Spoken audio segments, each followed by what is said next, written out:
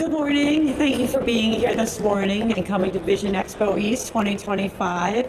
This morning, our first presentation, we're thrilled to welcome the Contact Lens Institute. They're going to be talking about digital discovery, consumer searches reveal contact lens realities. Thank you so much for being here. Well, thank you, Suzanne. Welcome, everybody. Welcome to the Vision Expo East here in Orlando, the first one here. Thank you to all of you joining in the audience here live today, and then thank you to all of you who are watching us on the recording. Also, a huge thank you to the Vision Expo team for inviting us back to the main stage here at the Vision Expo. My name is Dr. Charissa Lee. I am Head of Professional Affairs at Johnson & Johnson, but my role here today is as Chair of the CLI, the Contact Lens Institute. And some of you may be wondering, what is the Contact Lens Institute? Well, we are a U.S. association of contact lens manufacturers representing Alcon, Bausch & Lomb, Cooper Vision, and Johnson & Johnson. And our main goal is to really accelerate and propel the advancement in safe and effective contact lens technology, lens care technology, especially around products and services. We've got a particular focus around healthy wear and care, and also encouraging the fitting of contact lenses. Now, we all know the world changes around us, right? Consumers change, consumers who are our potential patients change, our staff environment, our practice environment. So at the CLI, particularly when we saw the changes during the pandemic, what we did is we created an initiative called See Tomorrow. So this was born in 2021.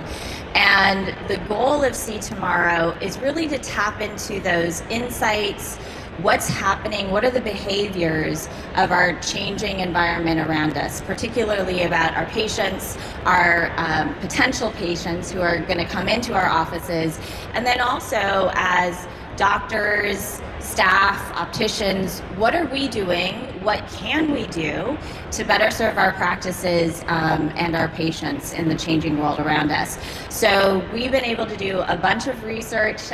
We'll talk about the latest research today. We're going to give you a sneak peek about some of the trends that we're seeing, but you can see all of those on our website. I'll talk about that in a little bit.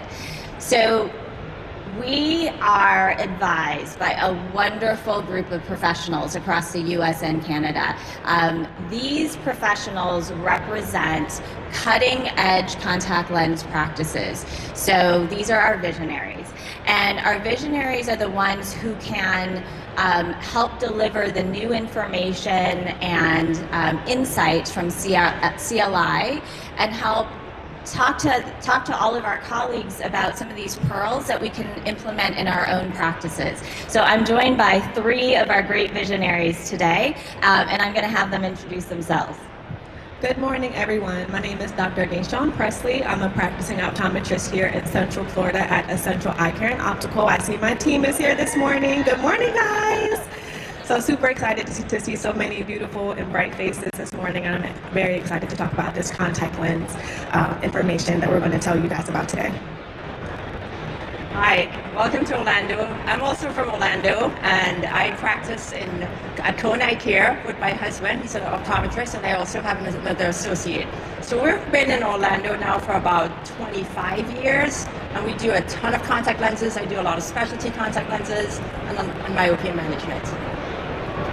Hello, my name is Dr. Ryan Corte, and I'm just honestly thrilled to be here representing a state other than Florida, it sounds like. So I practice in Asheville and Charlotte, North Carolina, high volume contact lens practice, and the insights we're going to talk about today are truly impactful for patient care and how we deliver excellence to our patients. So excited to be here. Thank you, doctors. So as we're headed into 2025, I mean, we're halfway through February now, right? We really focused our See Tomorrow work on identifying consumer search habits. And really what search is sometimes patients and consumers, potential patients, don't necessarily tell their doctors or their staffs what they're really thinking. So online search is a way to delve into that and to really see what are they thinking, what are they wondering about, what are they searching for. So how do we collect the data? What we did is we collected Google contact lens autocomplete results for the US and Canada between January 3rd and 31st of this year. We did the same autocomplete search for the TikTok autocomplete search around contact lenses for the same time frame. And then we also collected the Google Trends data from December 1st of last year to January 31st of this year. And what that actually, the research is still continuing, so we were really excited about it. So we wanted to give you all a sneak peek here at the Vision Expo East about some of the trends that we were seeing, and so that you could implement them into your own practices. So the big question is, what are people searching for when they put in contact lenses into that search box? So if we zero into the top 20 searches, what we found was that 10 searches were purchase oriented, and that represented 65% of the total volume. Of those 10, 5 pertained to specific contact lens retailers, that was 53.5% by volume, and 4 pertained to price, so a little bit less than 10% by volume. So I'm going to ask the panel, let's get into this. What do you think that these data points are telling us? Well, with the Amazon, right? Amazon has come out and everyone's always searching for the best deal. So when patients come to our practice, they see this beautiful practice that we're invested into. We spent thousands of dollars making it look absolutely beautiful. So the perception of that patient is, you must be expensive, right? So they're thinking, well, I'm not sure if I'm going to buy my contact lenses here. So just last week, I had a patient. I saw him for an exam, and he said to me, yeah, I'm here for an exam. I want you to check the health of my eyes. And after that, I'm just going to take my prescription because my wife buys them elsewhere, online. And I said, oh, that's interesting. I said, sir, you have insurance. And also, do you realize we have better rebates than most? So what I'd like you to do is, I would like to save you money, and I believe we can probably beat that price. I don't think you've ever checked it out. So what my staff did is, after I saw the patient, I said, is your wife here? And he said, yes. We met her outside at the optical. They compared pricing, and we were able to beat them. So we beat those prices pretty much, I think, 99% of the time. Yeah, that's great insight. I think another one of the things that this trend is showing, that maybe our patients don't know sometimes how to purchase contacts, especially those first-time contact lens wearers. So I had a patient, for example, they came in, first-time wearer, and after we were done, like after that follow-up, he was like, okay, like now what? Like, do I buy them online? And so it kind of helped me realize we need to kind of start that conversation really before the exam room. Even starting that conversation when it comes to when they first check in, just letting them know we are a full service private practice. We offer glasses and contact lens ordering. So just letting the patient know initially, hey, we're a one-stop shop here. You can get everything you need here, no need to go online, and just letting the patients know beforehand, I think, really helped with increasing our contact lens sales as well. Yeah, that is a great point. That is a great point. So our data also allowed us to segment these searches too. And we segmented them by types of questions that these consumers were posing. So including the how-to queries. What this revealed, I mean, this was pretty eye-opening for me, is that the consumers are seeking help removing their contact lenses at least twice as much as inserting them. So the topic was the second highest ranked how-to contact lens search on Google, 26.3% by volume. And when we looked at TikTok, how to remove your contact lenses was the first and the third highest ranked search on TikTok, and that was 61% by volume. And then when we looked at the Google Trends data over that 2-month span, those searches about removal outpaced searches about insertion by about 250 to 400%. So this is both for U.S. and Canadian consumers. So again, I'm gonna turn this over to the panel. What are you guys thinking about this search data here? So this search data kind of hits home for me because I am what you would call a social media creator / influencer. And I'm one of those people who make those videos of how to remove contact lenses. So I actually, after I got this data, I went back and looked to see like how many views my videos have. And it was like one of my highest viewed videos. But what this data really tells us is that, number one, we have to make sure we're having that conversation with our patients. So for instance, when my patients come back for their follow-up, those first-time patients, I say, okay, how are you doing with the insertion and removal? Is it getting easier? Have you found any techniques that work better for you? So just having that conversation, and then I say, we have the time. Do you need to be trained a little bit more? Do you want someone to sit with you and work with you again? So just really having that conversation, because a lot of scary stuff is online. Of course, I'm a practitioner, so I don't mind putting out content about how to remove contact lenses, things like that, or even insertion, but it gets scary when you look on TikTok sometimes. So I think that this was great data for us to see, and also great data as practitioners to use and say, hey, we need to do our due diligence when it comes to really having that conversation with our patients about, are you comfortable? Even those existing wearers, like, hey, are you comfortable? Yeah, that's a really good point too. So when I saw this data, I was really shocked. I was like, wow, they're searching on how to remove them. Because I remember going over the slide and I was just like stumped. I was speechless.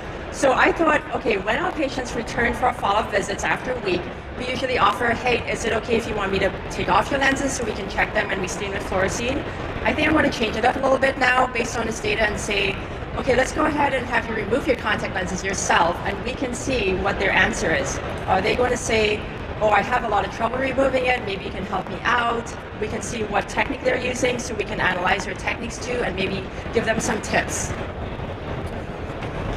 I love this data because it really helps us further identify that this is a pain point that our patients are experiencing at home. When the educational process, well, it begins in the practice often, but it needs to be a continuous process of follow-up and making sure your patients have good resources, because we've all had the patient who calls the office after hours, leaves a voicemail, is trying to reach out to you because they're panicking about having a contact lens that they think is in their eye. Maybe it's out, maybe it's still in there. And so it hits a pain point for these individuals, and I think we can take this information and identify that opportunity to be more impactful of how we educate our patients in the chair as well as a support team. Yeah, you guys bring up all great points. I think we've all had those patients panicked saying, I got a contact lens stuck in my eye because they spent so much time trying to dig it out of their eye. And you also bring up a great point about, we are the experts on how to teach them to do that. So instead of searching on TikTok for another contact lens wearer to show them the how-to video, that's great that you produce your own to make sure that they do it in a safe, relatively safe way, right? So lastly, what I wanted to talk about was our research further affirmed prior contact lens institute research. So I had mentioned this before. We have 7 studies, again, they're online. But what we also found is that there's an unfulfilled opportunity, huge unfilled opportunity around dual wear patients. Dual wear means those patients who wear both glasses and contact lenses. And what we did is we analyzed the 20 comparative searches on Google for contact lenses. And what we found is that the vast majority of contact lens comparisons are made to glasses and spectacles, or glasses or spectacles. That's 94% of the time.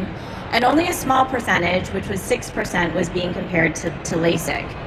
Now, when the comparisons are being made, 80% of those comparisons are using the or term as a conjunction, and 14% are using versus. So the majority of them are using or versus, and only 6% are using the term and as a conjunction. So when people did use and, what we found was 3 of the top 5 related searches were around smart glasses. So, this is some insight into how consumers are behaving and what they're searching for. So I'm going to ask the panel, with the vast majority of people seeing contact lenses as an either or option, how can we be better advocates in our practices for dual wear? I mean, this one really hits home because it's such a huge opportunity for us as trusted eye care professionals to really hone in on that and conversation. I don't think any of us sitting up here would recommend our patients that have contact lenses to not also have a pair of glasses. And so I think being intentional about how you communicate, but also how your eye care team communicates. No, this is a glasses and contact lens exam today. We're going to serve your eye health and vision care needs, and we're going to provide you with a number of visual solutions. I think optometrists can really take this information and run with it. So a really nice opportunity for us. Yeah, you mentioned solutions, right? So I had a patient last week. He was a mechanic, and he came in for a glasses exam and to check the health of his eyes. And I said, well, when you're fixing cars, I said, can you see up close? He says, well, I put these reading glasses on, but then I can't really see and it bothers me. And I said, sir, have you ever considered contact lenses? He goes, I can't wear contact lenses. I said, you can. I said, let's put it on you today and see what you think. So I put him in a multifocal lens, and he was like, whoa, this is kind of cool. He came back the following week. We taught him how to put lenses on. He was able to get it on. I said, if you can fix a car, you can put contact lenses on, sir. So he did that, and he purchased contact lenses, a year's supply. So I was pretty happy about that, yeah. But I mean, living in Florida too, part-time wearers, I said, you're at the beach, the waves are crashing on you. If you're wearing glasses, you can't see the sharks and stuff like that, right? So I said, why don't you just wear contact lenses on occasion? So I'm sure you have opportunities like that in your office. Yeah, and I love what you said, having that conversation. I don't know how many patients have said, oh, I was told before I can't wear contacts, or contact lenses, they're not for my prescription. So I love being able to have that conversation, but also with you, Dr. Corte, what you said when it comes to having that and conversation with our team, that's a big one. So at my office, what we do is we do a handoff. So we walk the patient out to the optician, and what I say is, this is Mrs. So-and-so. We did finalize her glasses prescription, and we also approved her for an annual supply of contacts. I want to make sure that we talk to her about her glasses and contact lens today. Just having that conversation, hearing the patient, or having the patient hear you say and multiple times really, really kind of helps deflect from that either or conversation that we're having. Yeah, those are all great pearls of wisdom. I love the story because you never know what the patients need, and what they don't realize is that they could be a candidate. We hear that all the time, that the patients are like, well, if I were a candidate, my doctor would have brought it up to me. So I love the stories and the pearls of wisdom that you guys shared. And I think that there's a huge opportunity to improve patient outcomes as well, because patients are looking for us looking to us as the experts, and helping them guide them through this eye care journey. So I want to thank all of you out here in our audience, all of you listening in. We hope this sparks some really great conversation. Again, we got some great nuggets here on stage from our visionaries. But what we really want to do is spark those ideas, spark the conversations in your own practices to be able to help take these insights, bring them back in, and help your patients that you serve wherever you practice. Now, I talked about the additional data. We've got other studies that we've done on the Contact Lens Institute website, so you can visit us there. Look for See Tomorrow on contactlensinstitute.org. And I would like to especially thank our visionary panelists today. Thank you so much for sharing your wisdom. Thank you all for being here, and have a great meeting. Thank you so much. Thank you very much. Thank you for having us.